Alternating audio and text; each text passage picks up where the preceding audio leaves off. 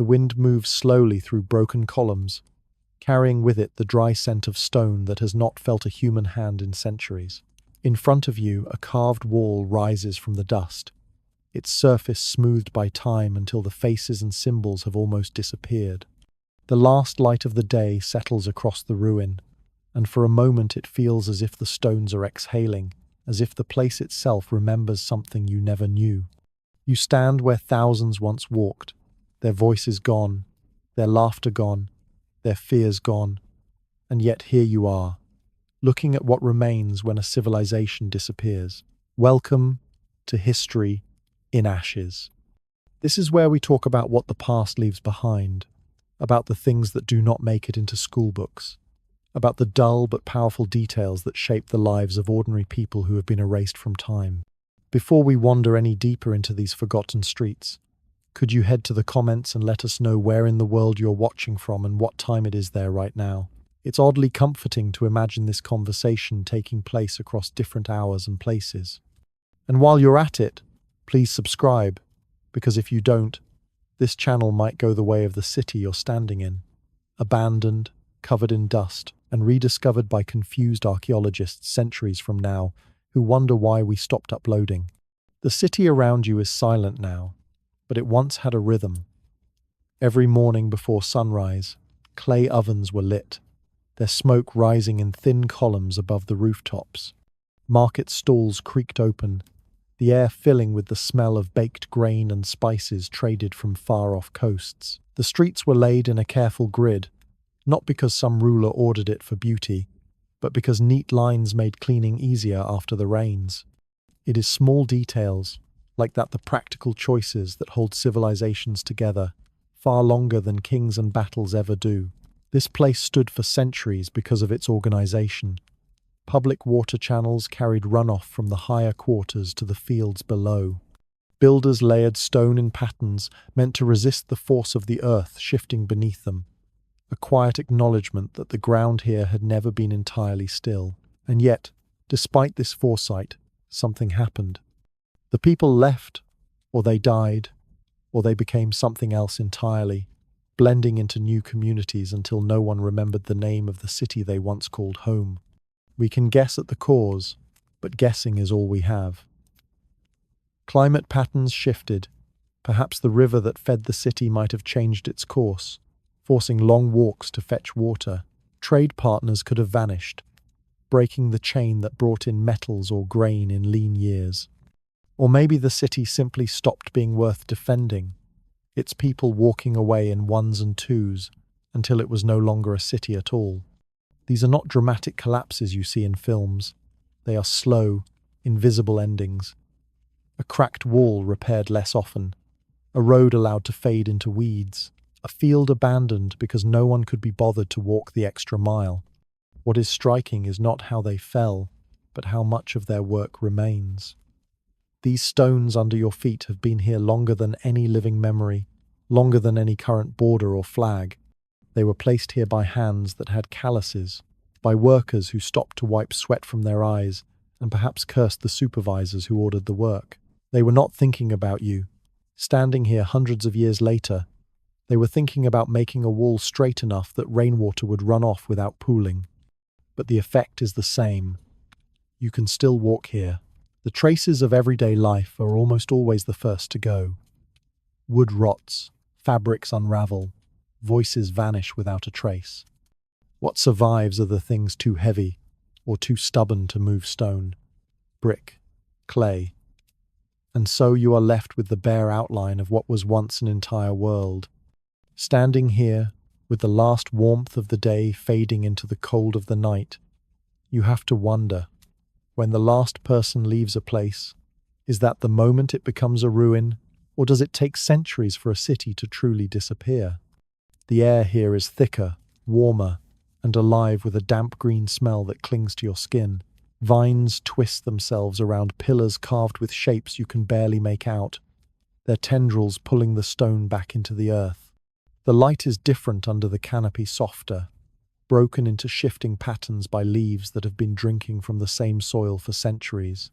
Somewhere in the distance, water drips from a high branch into a pool below, the sound echoing in a place that has not known human voices for a long time. You brush past a curtain of leaves, and there it is, an entire stone wall, rising above the jungle floor, its base swallowed by tangled roots thicker than your legs. This was once a building where officials kept records, argued over taxes, or discussed where the next set of houses should be built. Now it is just part of the forest. The birds that perch on it do not know it was made by human hands, and if the forest keeps growing the way it does, soon no one else will either.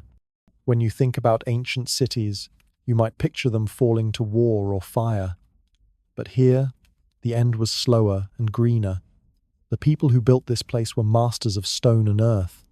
They carved terraces into hillsides to grow crops in layers, using clever irrigation channels that carried water from streams higher up in the mountains. They planned their streets to follow the slope of the land, allowing rain to wash through without pooling. These were not small, scattered villages. This was a network of cities connected by causeways, long, straight roads raised above the swamps, so that traders could walk for days without sinking into the mud.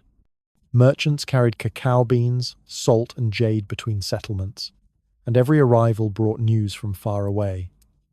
It was not just the goods that travelled, ideas moved too.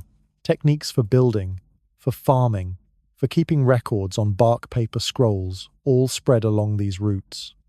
Yet even a civilization that could bend stone and soil to its will could not control the weather. Centuries of good harvests gave way to years of dry seasons that came too often and lasted too long. Rivers shrank, reservoirs dried. Farmers tried digging deeper channels, planting more drought-resistant crops, but the changes were too much. People began to leave the countryside for the cities, hoping to find work or food. The cities swelled beyond what they could sustain. Water had to be carried farther, and the waste of so many people in one place made sickness spread faster. The jungle waited patiently. Every roof left unrepaired let in rain. Every abandoned street sprouted weeds. Roots crept into cracks, prying them wider year after year. Walls began to tilt, terraces collapsed, and even the proud causeways sank into the soft ground beneath them. By the time the last officials left carrying their ledgers, their carved stamps, their seals of office, the forest had already begun to take back what was once cleared. Today, the work of hundreds of years lies under layers of leaves and soil. Archaeologists clear one wall and find another just behind it, each one hidden by the slow, steady growth of roots. For every building uncovered, dozens more wait in the dark, untouched. The people are gone, their language mostly lost, their gods known only from a few carved figures. If you listen carefully here, you can hear two things at once: the silence of a city that no longer exists, and the low hum of life that never stopped. It raises a question that is both simple and difficult when nature reclaims a place. Is it erasing history, or simply writing over it? The air is sharp and dry here, the kind of dryness that cracks your lips and pulls the moisture from your eyes without warning. The horizon is endless, a low blur of pale gold and faded brown under a sky so wide it almost feels heavy. You take a step forward, and your foot sinks slightly into loose sand, grains slipping into the seams of your shoes. There is no wind at this moment, only the faint sound of shifting particles beneath your feet. But you can tell by the shape of the dunes that the wind has been here recently, and it will be back. Somewhere ahead, half buried by sand, the top of a stone arch rises like a memory struggling to surface. Its carving is faint but still visible geometric patterns, perfectly symmetrical, chiseled by hands that understood both beauty and durability. You walk closer and realize it is not just an arch. The ground beneath it is solid. You are standing on the roof of a building that now lies entirely under the sand. This is not just one structure, this is a city, or at least what is left of one. The rest is hidden, the desert's surface smooth and blank above it. This place was once alive with sound and movement. It was built along a trade route that stretched for hundreds of miles, linking fertile river valleys to coastal ports. Camel caravans arrived here carrying copper from the mountains, incense from far-off plateaus, and fine cloth dyed in colours now known only from scraps. The city sat at a crossroads where traders could rest, refill their water skins, and barter for supplies before continuing across the desert. The streets were lined with narrow, tall buildings designed to catch any passing breeze. Merchants lived above their shops, their goods displayed in shaded alcoves at ground level to protect them from the sun. Life here depended entirely on water. Underground cisterns stored rainwater collected in the short, furious storms that swept across the desert a few times each year. Wells were dug deep into the earth, lined with stone to prevent collapse, and maintained with near-religious care. Water was rationed, not because it was scarce every day, but because the people understood it could become scarce any day. Every drop had a purpose. Washing was done in stages, the same water reused for cleaning tools or floors before being poured out onto the roots of precious trees in the central courtyards. The courtyards were not merely decoration, they were the lungs of the city. Trees provided shade, lowering the temperature in surrounding rooms, while small fountains or basins of water created a cool microclimate. People gathered here at midday, sharing food, trading stories, and conducting the slow, deliberate business of desert life. Children learned to walk on these tiled floors. Elders sat on low benches, offering advice or listening to news from distant markets. But no matter how carefully a desert city is built, the desert is never truly conquered. The trade routes that gave this place life were vulnerable to change. When a neighboring kingdom collapsed after a long and costly war, merchants sought safer roads farther north. Caravans passed here less often, and with fewer travelers came fewer goods to trade, fewer coins to collect as taxes, and fewer reasons for distant allies to send help in hard years. The first to leave were the traders and craftsmen who could afford to move closer to the remaining caravan roads. They took their skills and tools with them, leaving behind empty shops and darkened workshops. Families began to consolidate, moving into fewer houses to reduce the number of walls and roofs that needed maintenance. Some wells were closed, their stone covers fitted tightly to keep the sand out until the day they might be needed again. That day never came. Then came the winds. Not a single great storm, but years of steady, relentless gusts that carried fine grains of sand into every gap and corner. Roads blurred into the desert floor. Courtyards filled ankle-deep, then waist-deep, then higher. People cleared what they could. But sand has no fixed shape. Remove it from one place and it will return from another. The last families to remain must have fought against it daily, shoveling, sweeping, hauling it away in baskets only to see the same paths covered again the next morning. The end would not have been sudden. A well might go dry here, a roof collapse there. A door left unrepaired would let the sand drift inside until a house became unlivable. Gradually, neighbors would disappear, their houses sealed or left open to the wind. The city became quieter, the sounds of bargaining and children's laughter replaced by the low whistle of sand moving across stone. Centuries later, travelers passed through this area without realizing there had ever been a city here. The dunes shifted, the winds paused and then returned, and only the tallest structures occasionally broke the surface before being buried again. When archaeologists began surveying the region, they found not scattered ruins but an entire street frozen in place. The sand preserving walls, pottery, even painted designs in colors brighter than anyone expected. What strikes you, standing here, is the fragility of human order. This city existed entirely because people decided to cross the desert in a certain way. When they stopped, the city ceased to matter, no matter how well it was built. The people who lived here adapted to scarcity, learned to store and protect their most valuable resource. And still, it was not enough to hold back the desert forever. You run your hand along the stone of the arch and feel the grooves left by the carver's chisel. The patterns are worn, but they are still there, each line cut by someone who likely never imagined their work would outlast their name. It makes you wonder, in the long stretch of history, Do civilizations die when they are buried, or only when no one remembers to look for them? You can hear the river before you see it, not the wild roar of rapids, but the steady, deep sound of water moving with purpose. When it finally comes into view, it is narrower than you expect for something that once carried the weight of a kingdom. The banks are uneven, sloping away in some places, undercut in others, with roots reaching desperately toward the current. It winds through the land like an old scar, a reminder of something that used to be wider, stronger, and far more generous. Centuries ago, this water was the reason people settled here. The river was not just a source of drinking water, it was a living highway. Barges loaded with grain, timber, fish, and clay pots moved slowly along its course, connecting the capital to dozens of smaller towns and villages. Farmers built their fields in long strips parallel to the banks, using simple canals to bring the water exactly where it was needed. In years of heavy rain, the river swelled and spread nutrient-rich silt across the floodplain, leaving the soil darker and more fertile. The people here measured time not in months or seasons, but in the rhythm of planting, flood, and harvest. The kingdom itself grew because of this predictability. The ruler's palace rose from a hill overlooking the bend in the river, where the current slowed, making it the perfect place for a port.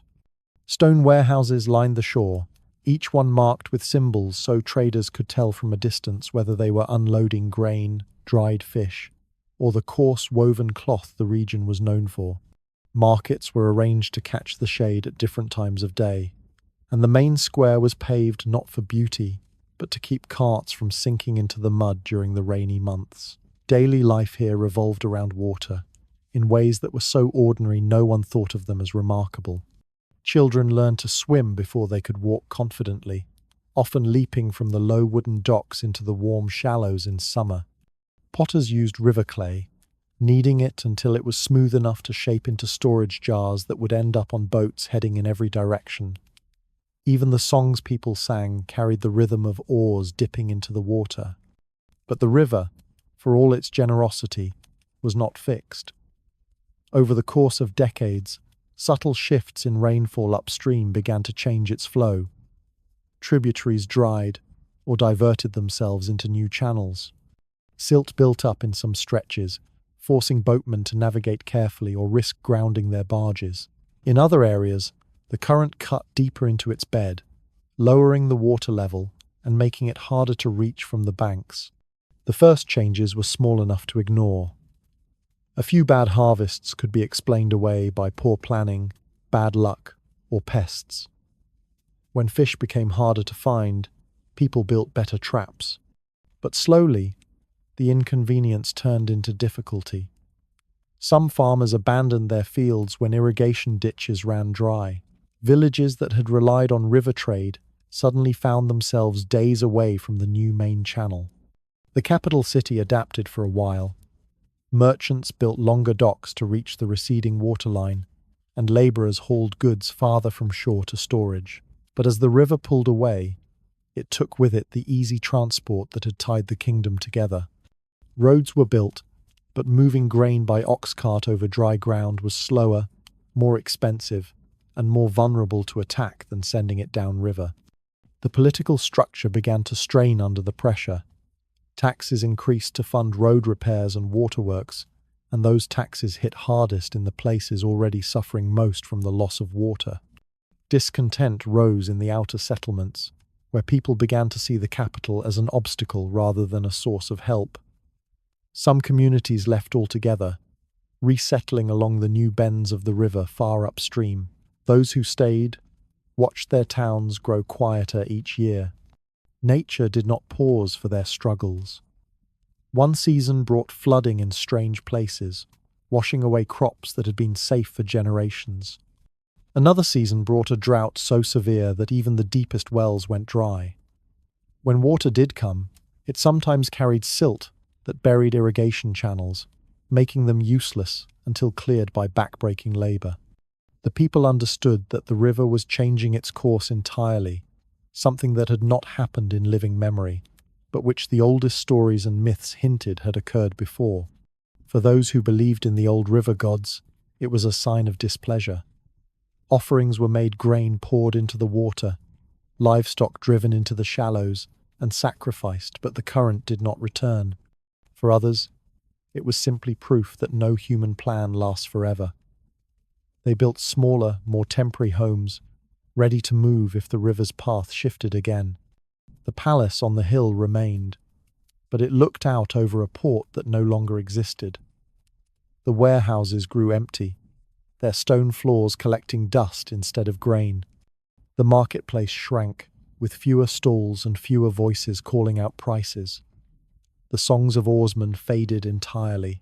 By the time the river settled into its new course many miles away, the kingdom had ceased to exist as a unified power. It fractured into smaller communities, each tied to its own stretch of water or patch of fertile land.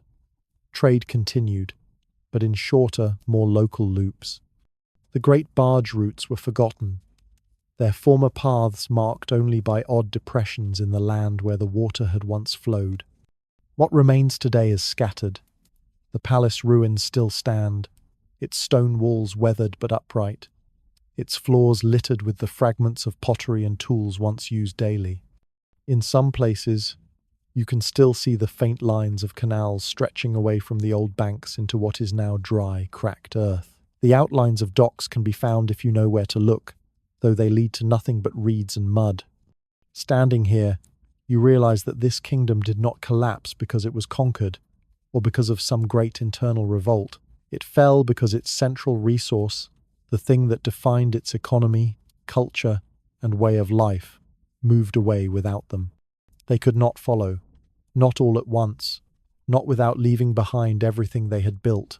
It is strange to think that something as simple as a river changing its mind can erase centuries of human effort. Yet it makes sense, too.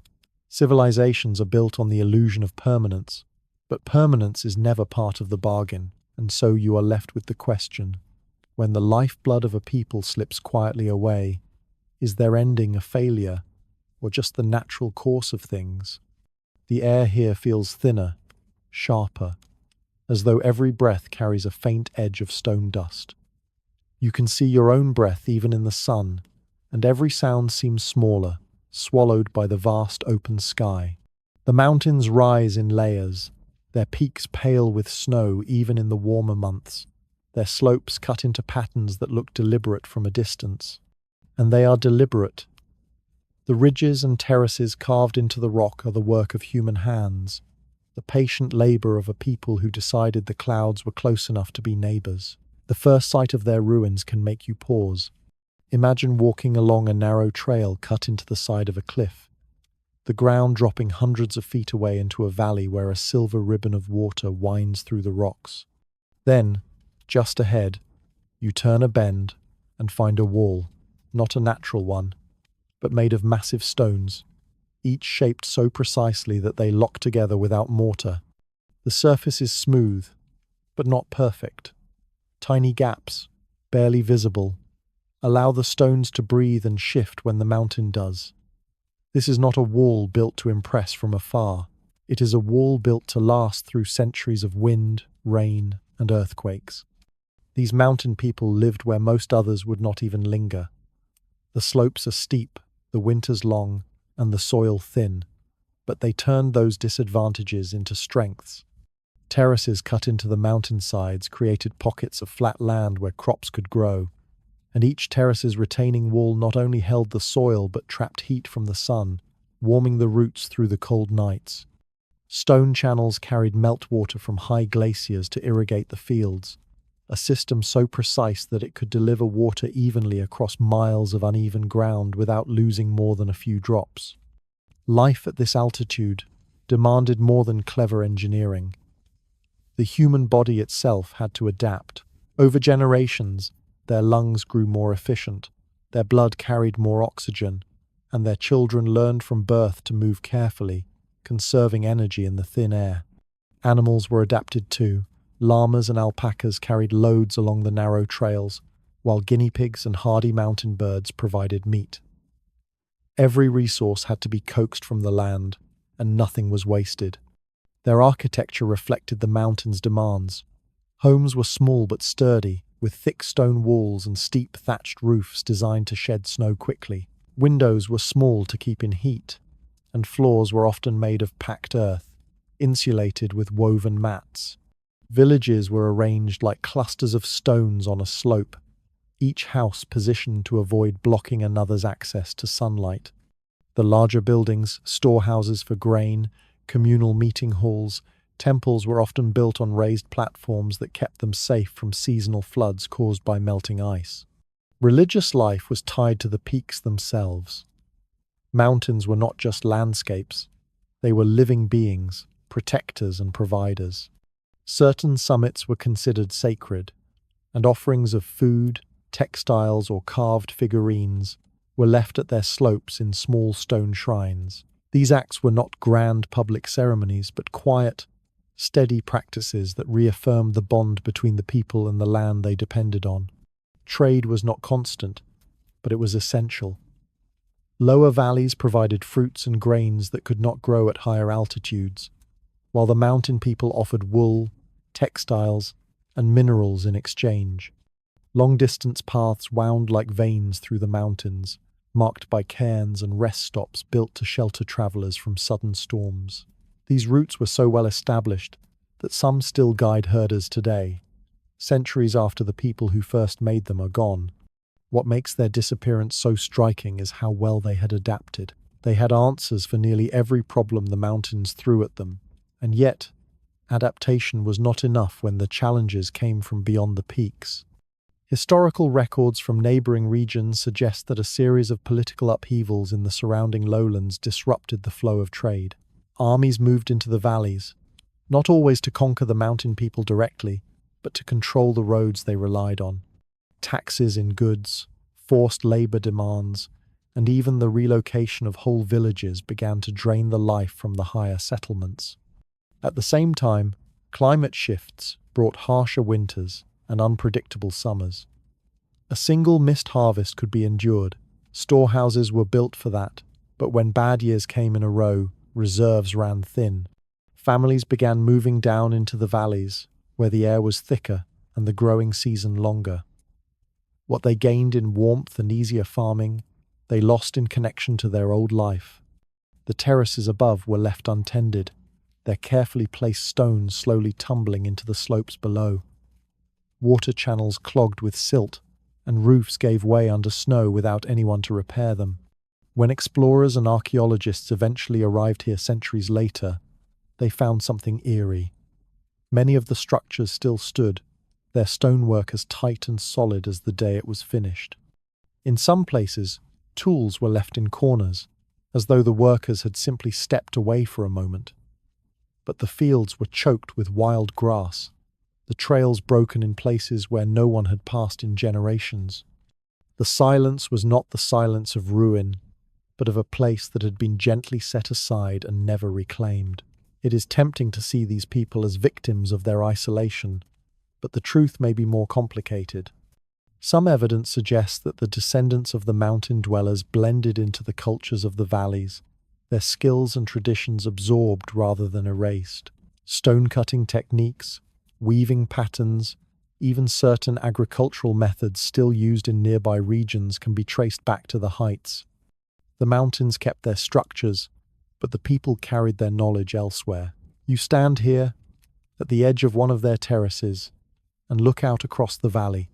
The view is breathtaking in a way that photographs never quite capture: the light, the air, the vast silence broken only by the faint hiss of wind. The peaks rise like frozen waves, and it is easy to imagine them as watching guardians. Somewhere below, the modern world hums along, mostly unaware of the lives once lived up here. The stones under your feet have been in place for hundreds of years.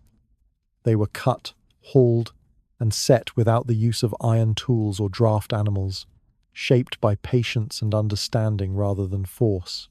They do not move, even in the wind, and yet, the people who built them chose to move on.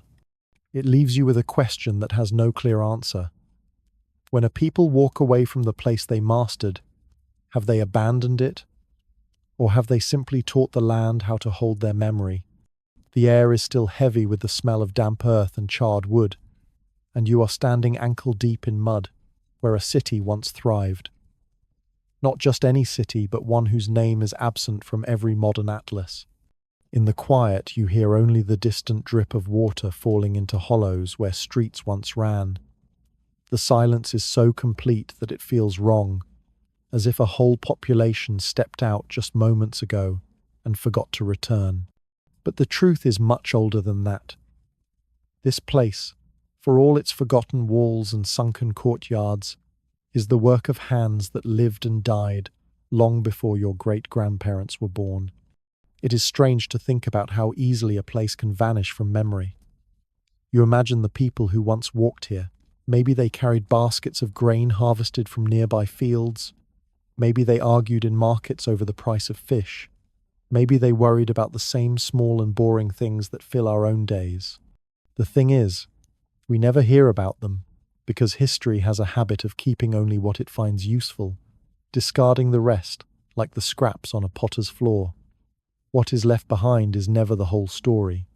The archaeologists who first came here more than a century ago brought notebooks, shovels, and an unshakable belief that they were unearthing something important. They took careful measurements, wrote down every chipped fragment of pottery, every worn brick in the old walls.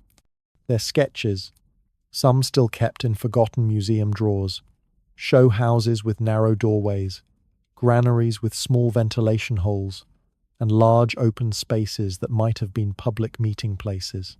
These drawings are detailed in that slow, patient way that makes them dull to most people but precious to those who know how much a single wall's curve can reveal.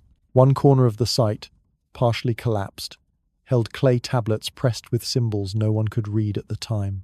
You picture the moment one of the diggers handed the first slab to the lead archaeologist, still damp from the earth, and how carefully it was turned in the light.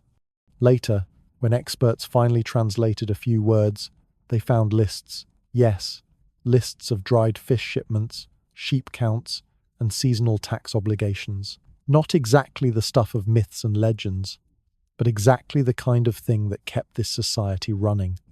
It is always those details, the ledgers, the grain tallies, the notes about repairing irrigation channels that remind you civilizations are built more on paperwork than poetry. But this settlement, for all its careful order, was not immune to disaster. Layer upon layer of silt revealed that a flood had once swept through, possibly more than once, erasing farmland and starving the city of resources. In the years that followed, the soil grew poorer, trade routes shifted, and slowly the people drifted away. By the time anyone from the outside world came looking, nothing was left except sunken walls and the occasional stubborn fig tree growing where a courtyard used to be. There is a sort of comfort in knowing that these people, whoever they were, lived ordinary lives until they could no longer stay. They were not wiped out in some grand, fiery spectacle. They simply packed up, followed the rivers to better land, and left their homes to crumble. You could say they were forgotten because their ending wasn't dramatic enough to keep anyone's attention, but maybe that is unfair. Maybe survival quiet, steady survival somewhere else was the more impressive story. And still, as you stand here now, the ground seems to breathe with what has been lost. You might think of the old roads beneath your feet, the worn stones that once felt the weight of countless footsteps. Somewhere in the soil is a child's clay whistle, dropped and never found. Somewhere else is the charred beam from a kitchen fire that no one thought important enough to record. This place is a puzzle missing too many pieces, and the ones we have don't seem to fit together quite right. Which brings you to the question that lingers in the cool air around these ruins. If entire cities can vanish without leaving more than a few pottery shards and unreadable notes, how much of our own world will survive the next few hundred or thousand years? And when the people of that future look back, will they think of us as a great civilization, or just another name erased from the maps? You leave the abandoned city behind, the sun low and gold over the horizon, and make your way toward a different kind of ruin. This one isn't silent in the same way. The wind here doesn't whisper. It howls. It cuts through the gaps in jagged stone walls like a restless spirit, looking for someone to listen. And in a way, it makes sense this was once a fortress. Not just any fortress, either. The kind that was meant to say, "We are here, and we are not afraid." Its walls, now broken, still stretch across the hilltop in uneven lines. You can tell, even without knowing much about ancient engineering, that this place was built to be stubborn. The stones are massive, stacked in a way that makes you wonder how many backs and hands it took to move them. Some stones are still fitted so tightly together that a knife blade wouldn't slip between them, even after centuries of storms and earthquakes. If you close your eyes, you can almost hear the life that once pulsed inside. The clank of armor as guards patrolled, the smell of smoke from cooking fires curling above the courtyard, the murmur of voices planning trade routes or defending borders. This was a stronghold not just against enemies, but against the creeping uncertainty of the world beyond. The historians who studied this site had a field day not because of the walls themselves, but because of what they found in the storerooms buried beneath. Clay jars filled with charred seeds told of drought years. Stashes of bronze arrowheads, some never used, hinted at threats that may never have arrived. And a series of murals flaking, faded, but still vivid in parts, showed processions of warriors, merchants, and what appear to be entertainers carrying strange instruments. One mural in particular became a point of debate.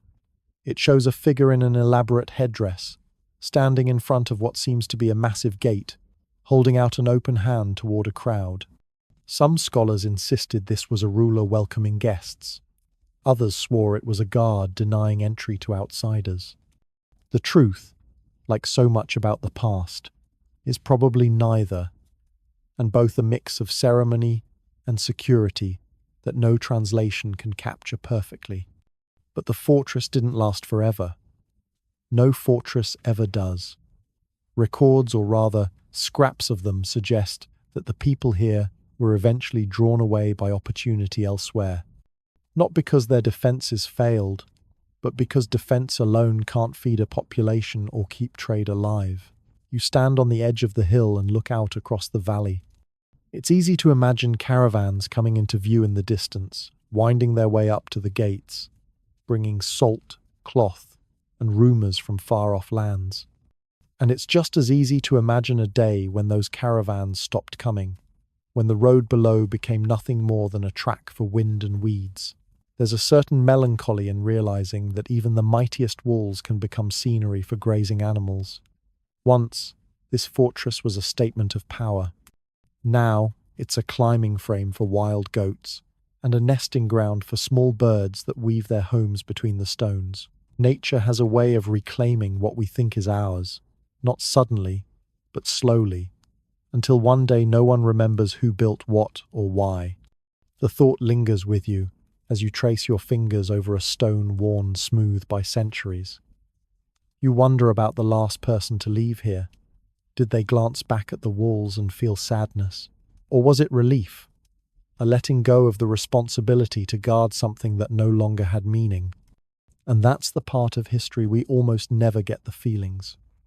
We can map trade routes, measure foundations, and study artifacts until we know the weight of an average grain sack in the 5th century BCE, but we can't quite put ourselves into the mind of someone who decided, it's time to go.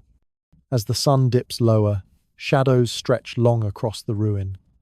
The fortress feels less like a symbol of loss, and more like a reminder of how many different shapes survival can take. Some people dig in and endure. Others walk away and start again. Both, in their own way, are victories. But you also realize something else, that every ruin is a mirror. When we look at it, we're really seeing ourselves, our own fears about impermanence. We build walls and systems and cities, thinking they'll outlast us, and maybe they will, but nothing truly lasts forever. What survives isn't always the strongest or the most beautiful. Sometimes it's just what happened to be left behind when the wind settled. And here, on this wind-swept hill, you can feel that truth in your bones. The stones don't speak, but they don't need to. The quiet is answer enough. The jungle is not quiet. It never has been. Even in the dead of night, when you imagine silence has settled over the treetops, there is always a rustle, a hum, a distant call that reminds you nature never really sleeps. In the middle of the dense forests of Central America, there are stones. Not the kind you casually trip over, but vast blocks fitted together with such precision you could not slide a knife between them. They are the bones of a city erased from maps and nearly erased from memory. When the first explorers stumbled upon these ruins in the 19th century, they had no way of knowing that they were standing in the remains of a once thriving civilization that had measured the stars and tracked the passing of time with more accuracy than many modern clocks. You might expect grand palaces or golden thrones, but instead the first clues they found were carved steps and worn plazas where people once gathered. The beauty is in the ordinary details. Imagine the feel of worn limestone under bare feet day after day for generations. Imagine the smell of cooking fires mingling with the scent of damp earth after rain. The people here had a calendar so complex it mapped cycles of the moon, the sun, and the planets. Yet their homes were built from the same local materials that you might find in a village down the road. They lived in a world where time was a sacred thing, and where tracking the heavens was as important as planting crops. We tend to romanticize lost civilizations as if they existed only for the glory of kings and the drama of conquest. But the reality is more often one of routine and persistence. Most people here lived lives measured by planting seasons and harvests. A farmer would rise at dawn to tend maize fields and return at dusk to share a meal with family. Children learned, not just from elders, but from the city itself, walking past towering stone inscriptions every day, absorbing a worldview where history and myth were etched into the very walls around them. The survival of this city depended not on gold or conquest, but on water. Hidden beneath the ground were reservoirs and channels carefully carved to store and direct rainwater. Without them, the people could not have lasted a single dry season. It is easy to overlook the quiet genius of this system, but without it, the grand plazas and ornate temples would have been meaningless. You can almost picture the workers lowering themselves into deep cisterns, scraping away sediment or repairing cracks in the walls. Tedious, uncelebrated work that kept the entire city alive. And yet, no matter how careful they were, the climate eventually turned against them. Seasons became unpredictable. Rains failed. Crops withered. People began to leave in search of more reliable land. When they left, they carried only what they could. The city they abandoned did not crumble in a day. It was reclaimed slowly by the jungle, which was patient enough to wait decades, if not centuries. Roots pried apart stone blocks. Moss covered the plazas. Birds nested in the once sacred temples. Bit by bit, the memory of the place faded, until only the forest remembered. We do not know every name of those who lived here. We do not know which child was the last to run barefoot across the plaza, or which elder closed their door for the final time. But we do know these civilizations do not vanish entirely. They leave fragments waiting for someone to care enough to piece them together. Archaeologists with brushes and trowels now spend lifetimes tracing those fragments. They sift through shards of pottery and scraps of painted plaster, building a picture of a society that valued both the practical and the spiritual with equal devotion. The thought lingers. How many other cities still lie hidden under the forest floor? How many lives passed unnoticed except for the faintest mark left on stone or clay? And if someone 1,000 years from now were to walk through the ruins of your own town, what quiet details would tell them who you were? The wind off the desert carries more than dust. It carries the faint echo of voices that have been gone for over 2,000 years. You stand before a vast wall of sandstone, its surface carved into perfect geometric shapes, each block the size of a small car, and fitted together so precisely that you cannot slip a blade of grass between them. This is not the work of chance or crude tools. This is the fingerprint of a civilization that understood stone like a poet understands words.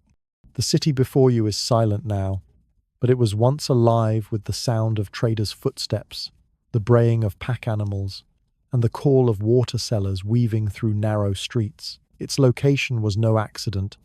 It sat astride one of the busiest trade routes in the ancient world, a crossroads where east met west, where the spices of India could be exchanged for the glasswork of Rome, and where ideas traveled just as easily as goods. The people here were masters of adaptation.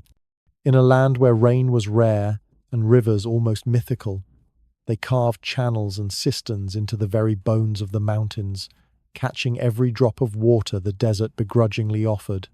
Without water, no caravan could rest here, no market could flourish, no civilization could last. It was not military might that made this place powerful. It was the art of turning scarcity into abundance.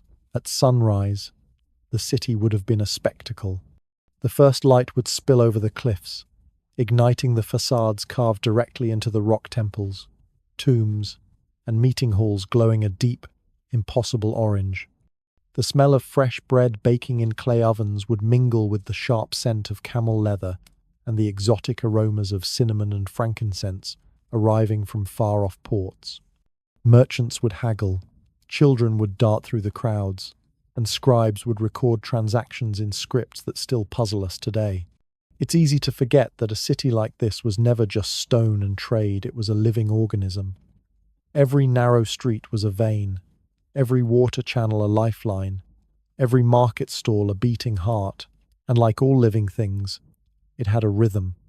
Caravan seasons were its pulse, weeks of frenzy when traders poured in from distant lands, followed by quieter months when locals repaired their homes, mended their tools, and prepared for the next rush. Religion was woven into daily life here as tightly as the rugs in its marketplaces.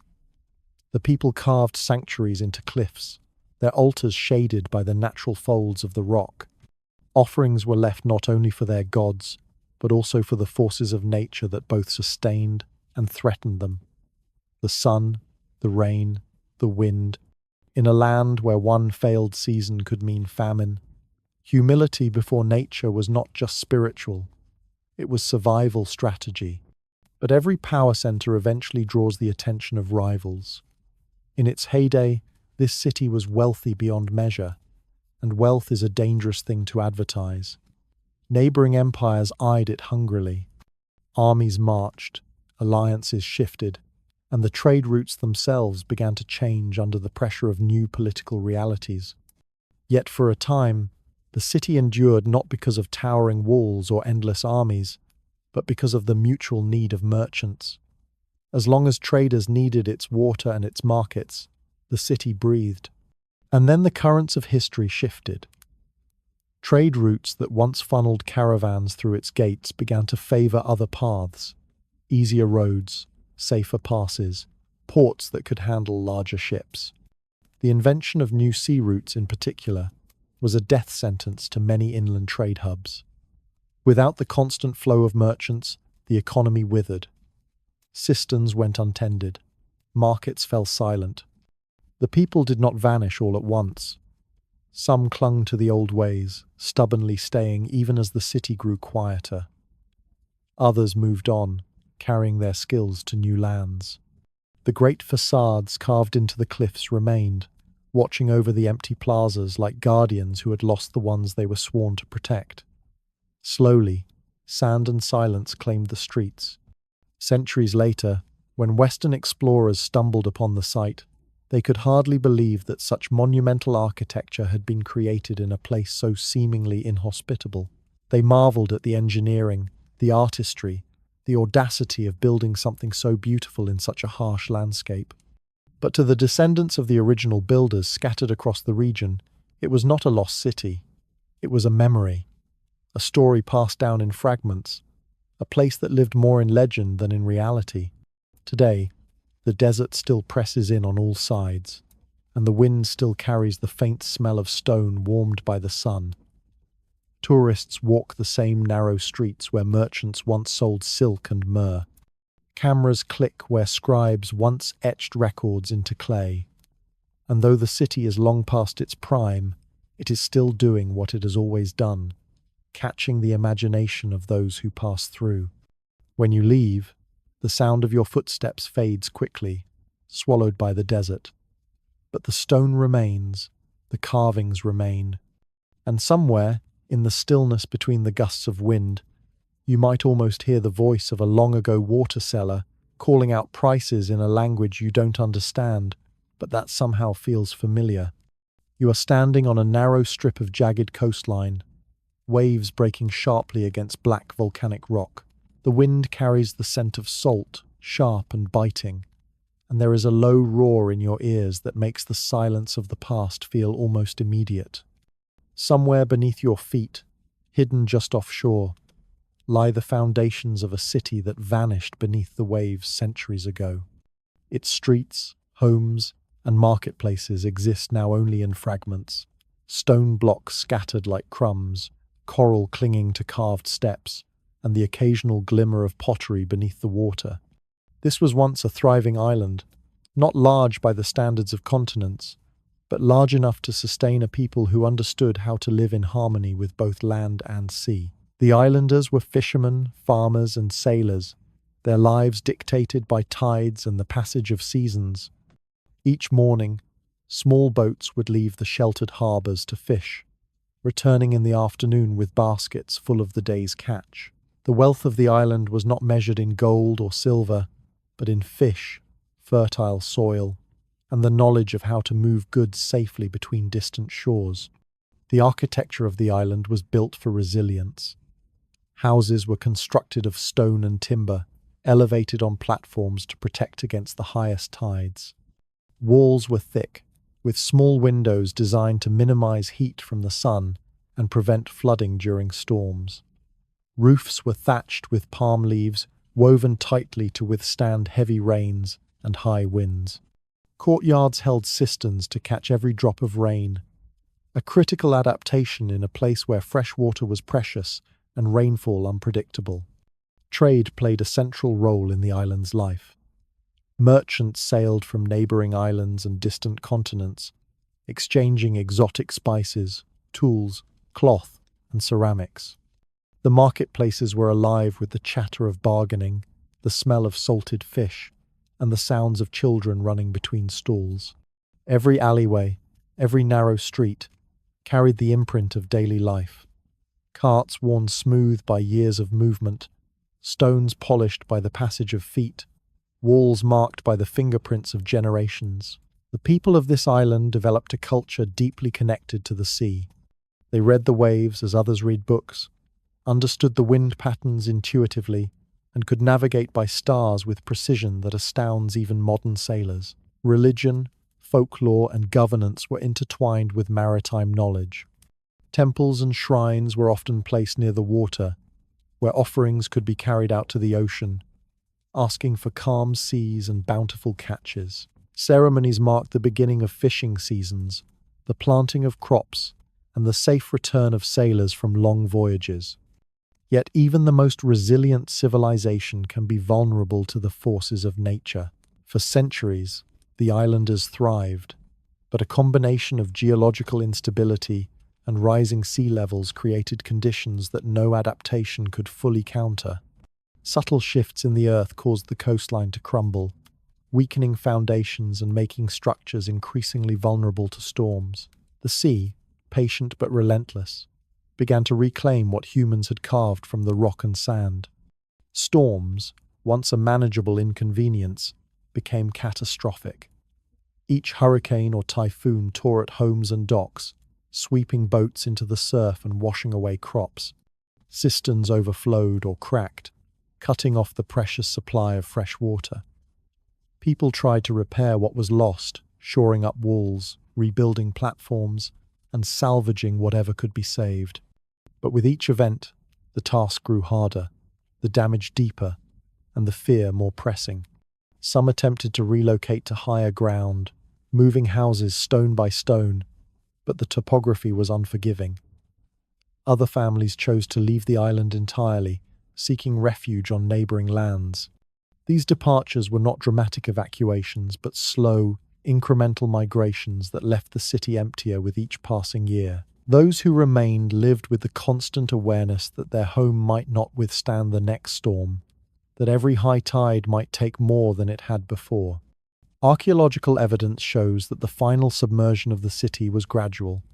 Layers of sediment over stone foundations suggest repeated inundations, not a single cataclysmic flood. Objects left behind, ceramic shards, tools, religious artifacts were trapped in the shifting sand, preserved under water, waiting centuries for someone to discover them. The city didn't vanish in a day. It faded, slowly, like a memory eroded by time and tide. The human cost was not just in material loss. Families who had lived for generations on this island had their social fabric torn apart. Elders who had guided entire communities were forced to watch their homes sink beneath waves. Children grew up in fear of storms, learning early that survival sometimes meant abandoning the familiar.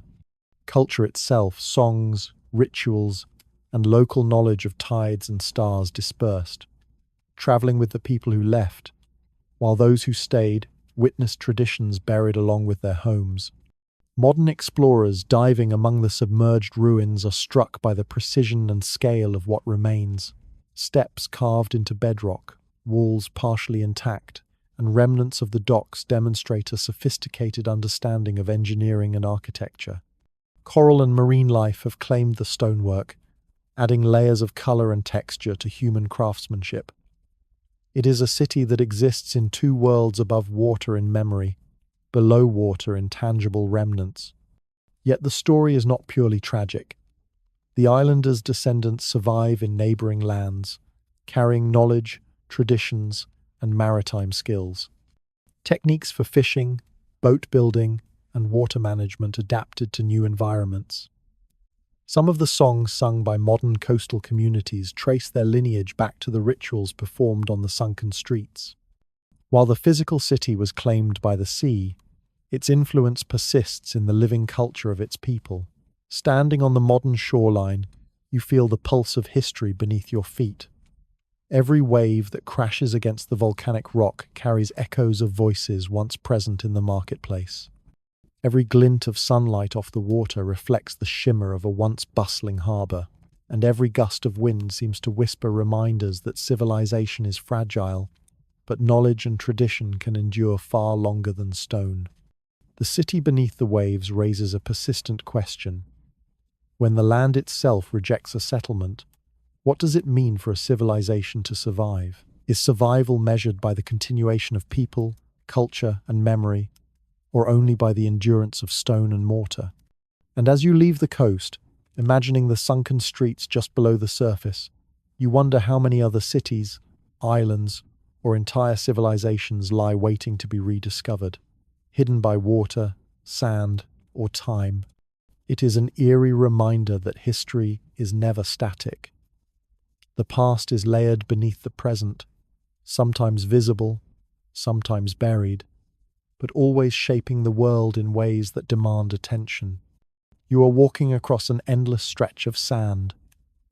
The wind scours the surface, lifting tiny grains into your eyes and ears, creating a haze that blurs the horizon. It is difficult to imagine that beneath these rolling dunes lies the skeleton of a city, once vibrant, once bustling with life, now buried so completely that even the most determined traveler might pass without suspicion. But beneath the layers of sand, the foundations of stone streets, walls, and marketplaces remain, waiting for those patient enough to uncover them. This was no ordinary settlement. Located deep within one of the largest deserts in the world, the city was a hub for trade, culture, and survival in a harsh environment. Caravans traversed hundreds of miles to reach its gates, bringing spices, textiles, metals, and information from distant lands. The streets were alive with merchants shouting prices, horses and camels moving in precise formation, and the scent of roasted grains and dried fruits carried on the dry wind. The architecture was built for the desert. Buildings were constructed of sun-baked bricks, designed to absorb heat during the day and release it slowly at night. Narrow alleys created shade and funneled breezes to cool residents during the blistering afternoons.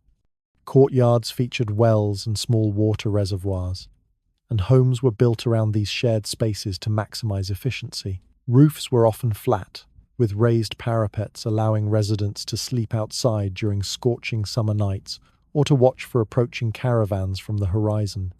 Daily life was dictated by necessity and rhythm. Farmers worked the scarce oases surrounding the city, channeling water with carefully engineered irrigation systems. Traders meticulously tracked inventory, calculating the exact value of every sack of grain or bolt of cloth.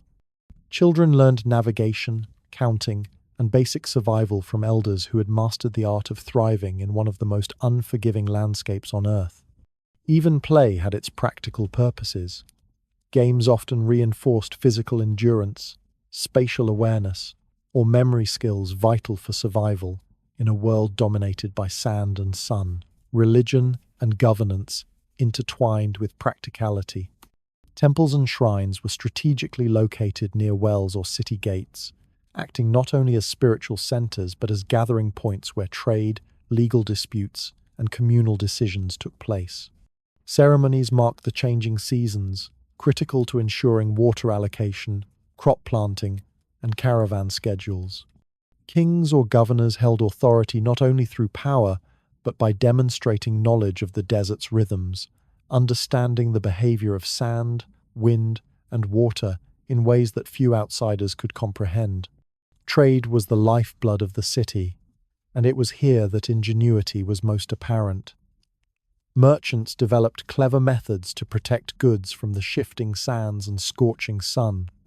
Covered wagons lined with reeds and treated hides shielded spices and silk. Markets were scheduled to coincide with cooler parts of the day. Even clothing was designed to withstand the heat while protecting skin, with layers of fine cloth that trapped air and reflected sunlight. Yet the desert, for all its beauty, is merciless. Over decades, the environment began to assert itself. Shifting dunes gradually encroached on streets, marketplaces, and homes. Sandstorms, once infrequent and manageable, became more persistent, burying roads and forcing caravans to take longer, more dangerous routes. Water became increasingly scarce, wells dried, and irrigation channels collapsed under the weight of sand deposits. The city, reliant on its ability to manipulate the environment, faced a slow, inexorable decline. Historical records suggest that attempts were made to combat the encroaching desert. Laborers built walls, dug trenches, and even attempted to plant trees and shrubs to anchor sand in place. But these measures were only partially effective. As the climate shifted and rainfall became more unpredictable, resources became strained. The population began to fragment, with families leaving gradually, moving to more hospitable regions while those who remained adapted as best they could. The final phase of abandonment was gradual, almost imperceptible. Streets became quieter as fewer traders arrived. Homes went unmaintained, walls cracked, roofs collapsed, and sand infiltrated every corner. Water channels clogged, markets disappeared. The city did not vanish with a dramatic collapse. It was consumed slowly, swallowed incrementally by the very environment it had sought to tame. When explorers centuries later stumbled upon the dunes, they found remnants of streets partially exposed, foundations peeking above sand, and artifacts buried just beneath the surface: pottery, tools, and jewelry that hinted at a thriving civilization, now silent. Archaeologists pieced together the story from fragments. Tools bore wear marks indicating daily use. Pottery fragments revealed a sophisticated understanding of local materials. Inscriptions provided glimpses into governance, trade, and social organization. Even the smallest details spoke volumes. A worn threshold suggested heavy foot traffic. Remnants of cooking pits revealed diet and domestic habits. Discarded toys hinted at childhood and the rhythms of ordinary life. Every piece of evidence contributed to a larger understanding of resilience, adaptation, and eventual decline. The desert itself is a reminder of impermanence. Stone streets, once bustling with life, are now covered with sand. The plazas, where people gathered to trade, celebrate, or worship, are flattened and buried. Nature reclaims slowly, patiently, erasing the marks of civilization in ways both gentle and relentless. And yet, the remnants endure, waiting for observers patient enough to uncover the story embedded in the earth. Standing on a dune today, it is difficult not to imagine the last family leaving their home. Did they look back with sadness, or with the pragmatism born of generations accustomed to desert survival?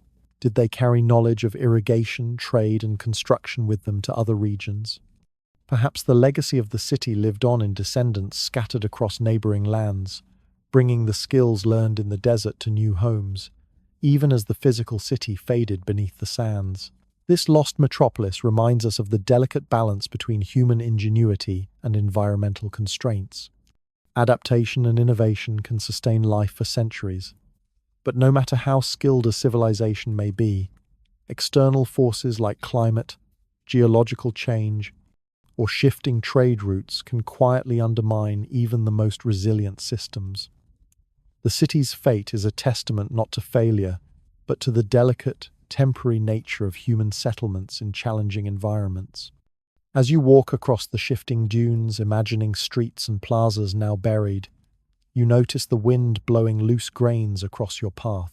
Every footprint you leave is temporary, erased quickly by natural forces, much like the city beneath the sand. It raises questions that linger. How many civilizations in history have disappeared without leaving even this faint trace? How much knowledge, skill, and culture has been lost, buried by sand, sea, or time? And what does it mean for us today, living in places we believe permanent, but which may one day be claimed by forces beyond our control? The desert city does not answer these questions. It merely exists, partially hidden, a reminder of the impermanence of even the most organized and resourceful civilizations. Its ruins, scattered stones, shards of pottery, and occasional exposed walls invite reflection on human resilience, the passage of time, and the quiet inevitability of change. It is a lesson in humility, a story told in sand rather than ink, and in observing it, you become aware of your own fleeting presence in a world that moves slowly but inexorably. You step carefully over roots that twist and curl across the forest floor, the air thick with moisture and the earthy scent of decay. Sunlight filters in uneven beams through the dense canopy, illuminating leaves and moss that seem impossibly green, almost luminous against the dim shadows. Somewhere ahead, stones jut from the ground, partially covered in vines and ferns, evidence of walls, foundations, and streets of a civilization that disappeared long before most maps recorded its existence. You are standing in the remains of a city swallowed by the forest, a place where the relentless march of nature reclaimed every inch of human effort. The people who lived here had mastered a different kind of survival. Unlike desert dwellers or islanders, they contended not with scarcity of water, but with the constant challenge of an ecosystem in motion. Trees grew rapidly, roots broke through stone and mortar, and plants sprouted in every crevice. To thrive here required observation, patience, and an understanding of the delicate balance between cultivation and wildness. Homes were built from timber and stone, carefully elevated above the ground to avoid dampness and rot. Terraces were carved into hillsides to cultivate crops, and canals or small aqueducts guided water from nearby streams through the village. Life was intimately tied to the cycles of the forest. Hunters and gatherers tracked game with knowledge passed down for generations, noting the habits of deer, wild boar, and birds. Farmers planted shade-tolerant crops beneath the canopy and harvested fruits and nuts when they were ripe. The forest provided medicine, fiber for weaving, and materials for construction. Children grew up learning to identify every plant, every animal call, every weather pattern, skills essential not only for survival but for maintaining the balance of their environment. Trade and social organization were central to this community. The people maintained networks with neighboring settlements, exchanging food, tools, and knowledge. Paths were carefully marked, often camouflaged to prevent disruption by wildlife or rival groups. Traders and messengers memorized routes and landmarks, relying on natural cues rather than maps. Markets were small but vibrant, filled with local produce, handmade tools, and the occasional exotic goods brought from afar. Every object had a purpose, every task a rhythm, and the community functioned with a quiet efficiency. Religion and culture were intertwined with nature. Sacred groves and shrines were hidden beneath massive trees, accessible only by narrow trails marked with carved stones. Offerings were left for spirits believed to inhabit the forest, requesting protection, fertile harvests, or guidance. Festivals coincided with natural cycles, flowering of certain plants, migrations of birds, and seasonal floods. Music and dance mirrored natural patterns, with rhythms mimicking rainfall, wind, and animal calls. Knowledge, myths, and practical skills were passed orally from elders to children, blending the spiritual with the practical in a society deeply attuned to its surroundings. Architecture was adaptive and impermanent by design. Wooden structures were reinforced with stone, but the forest's growth was relentless. Roofs were steep to shed rainfall, and floors were raised to prevent flooding. Platforms allowed dwellings to exist above the reach of undergrowth and animals, while communal buildings incorporated local stone for durability. Bridges, made of timber and rope, crossed streams and ravines, connecting different parts of the settlement. Even streets were designed to guide water away while remaining navigable during heavy rains.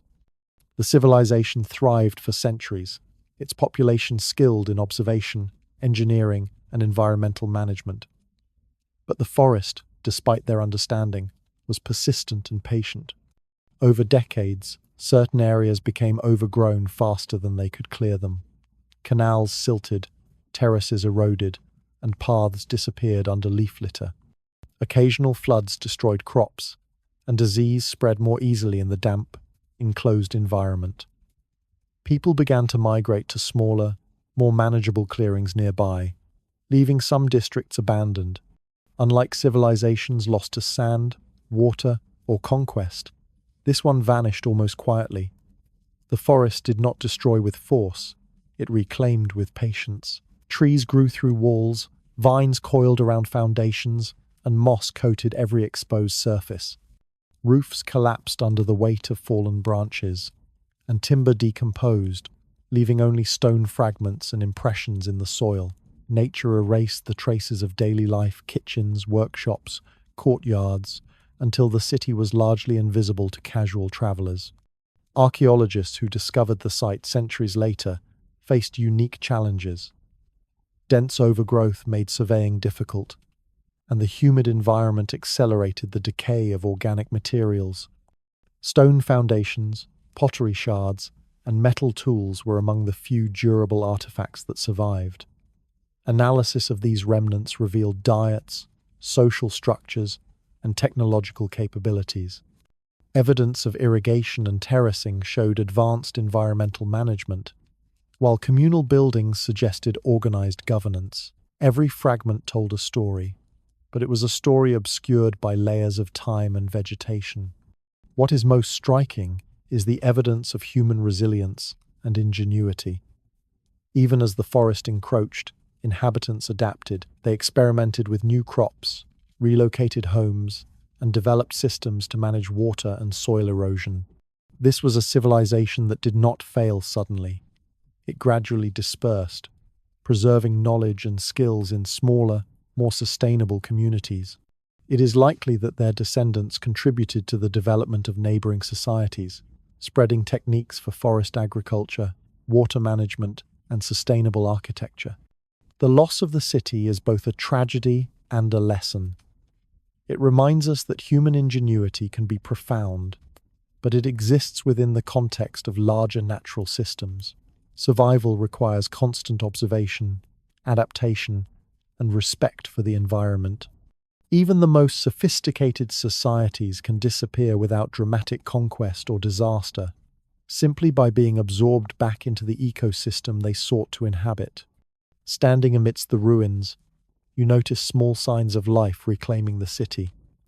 Mushrooms sprouting through cracks in stone, lichen coloring walls in muted tones, and vines draping over collapsed staircases.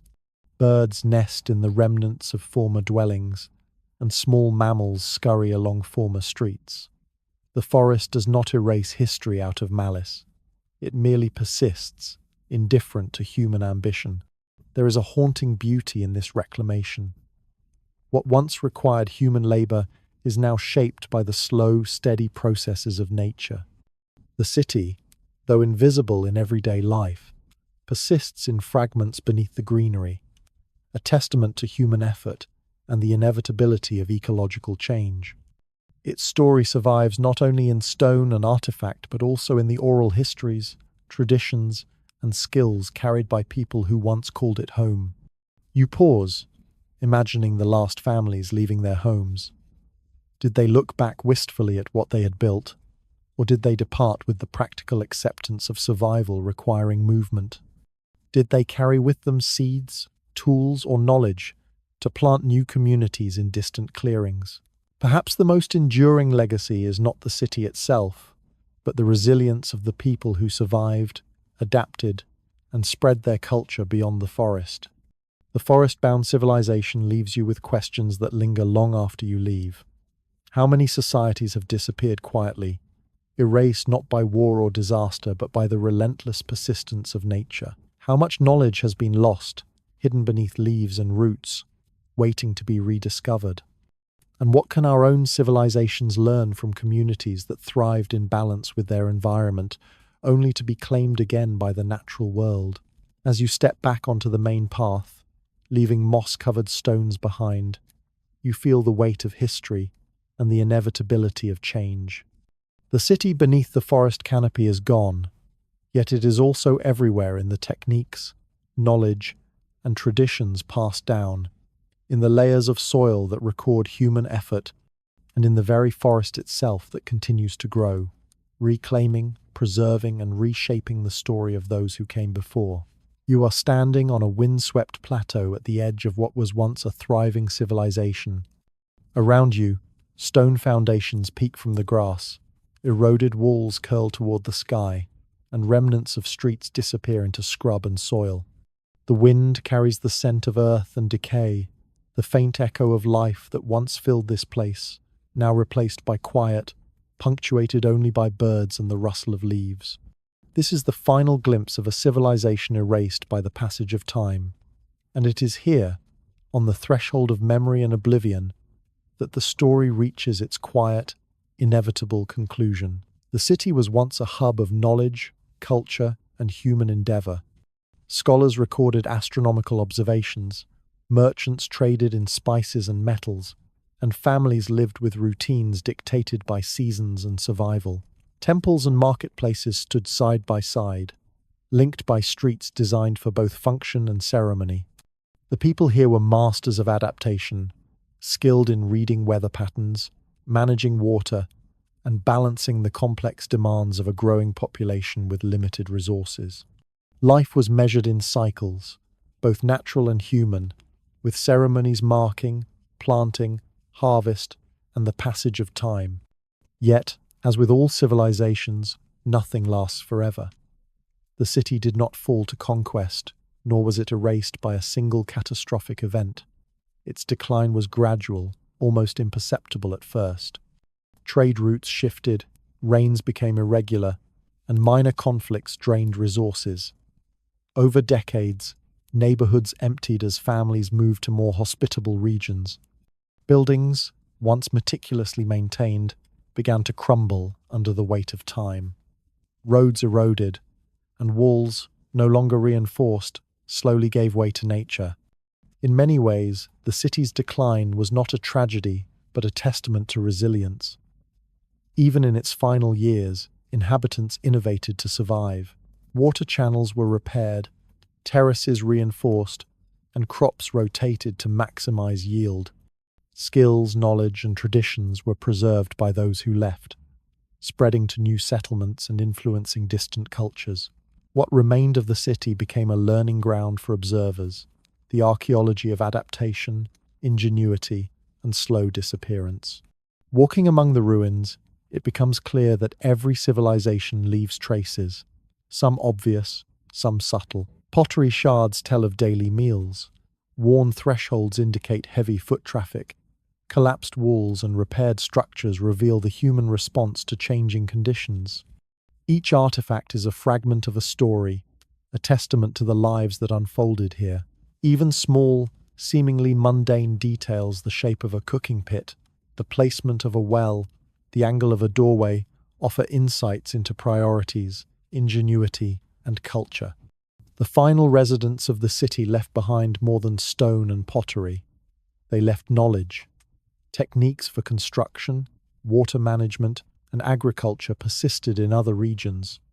Folklore, myths, and songs traveled with them, carried orally across generations. Even as the physical city disappeared beneath soil, sand, or forest, its essence survived through human continuity. Civilization, it seems, is as much a network of ideas and culture as it is of walls and streets. Nature, patient and impartial, reclaimed what humans had shaped. Trees grew where houses once stood, roots pried apart stone, and grasses covered streets. Rivers shifted course, and the land absorbed the traces of human activity. In some places, foundations remain visible only after excavation, while in others, soil and vegetation completely obscure what once was. The cycle is inevitable. Even the most formidable structures eventually yield to environmental forces, yet the imprint of humanity persists, encoded in subtle ways that require careful attention to detect. This final section emphasizes a key truth. Civilizations are temporary, but the human spirit, knowledge, and adaptability endure. What is lost physically can survive culturally. People move, ideas spread, and influence persists in unexpected ways. The ruins, whether buried beneath sand, hidden in forests, submerged by water, or scattered across plains, remind us that history is a conversation between past and present, one in which remnants, however faint, continue to speak if we are willing to listen. You pause to consider the cumulative lessons of the lost civilizations you have explored. Each society faced unique challenges: deserts, oceans, forests, volcanic eruptions, climate shifts, and shifting trade networks. Their solutions were ingenious and context-specific, but none were permanent. The slow disappearance of these cities is not a reflection of failure, but of the dynamic interplay between humans and the environment, a balance that always evolves. Reflecting further, you realize that these civilizations also teach us about memory and the value of preservation. Monuments, streets, and artifacts are not merely stone and clay. They are vessels of collective experience, carrying the essence of lives lived, choices made, and resilience tested. The stories embedded in ruins are as much about the people who inhabited them as about the structures themselves. Observing them, you are reminded that history is not just a record of spectacular events, but also of daily life, the rhythm of ordinary existence, the routines and innovations that sustained communities over generations. The last thought as you leave the plateau is unsettling and inspiring at once. You wonder how many cities like this one lie hidden across the globe, their stories buried and waiting for discovery. How many civilizations vanished without leaving visible traces, known only through oral traditions, legends, or subtle clues in the landscape? And what will the distant future reveal about our own cities, cultures, and knowledge once they, too, are subject to the inexorable forces of nature and time? The ruins offer no final answers, only questions that linger, unresolved, in the quiet spaces between stone and soil. As the sun dips below the horizon, casting long shadows over foundations and streets long silent, you feel a connection to countless generations who lived, worked, and thrived in these now forgotten places. The civilizations may be gone, but their stories endure, carried in fragments and echoes, waiting for someone to reconstruct, reflect, and learn. And so, you leave the site, aware that what seems permanent is fleeting, and what seems lost can still teach lessons if observed with patience and attention. Every ruined wall, every buried street, every scattered artifact is a reminder that human ingenuity and resilience have limits, but so too do the forces that erase them. The interplay is delicate, continuous, and endlessly fascinating, a silent narrative written across millennia. Standing on the edge of history, you understand that the story of lost civilizations is also a mirror of your own place in time. Just as these cities rose, flourished, and faded, so too do the societies we inhabit today. Our routines, structures, and innovations will one day become the archaeology of the future. And in that realization, you grasp both the fragility and the enduring impact of human existence. A final, profound testament to the intricate dance between people, culture, and the inexorable passage of time.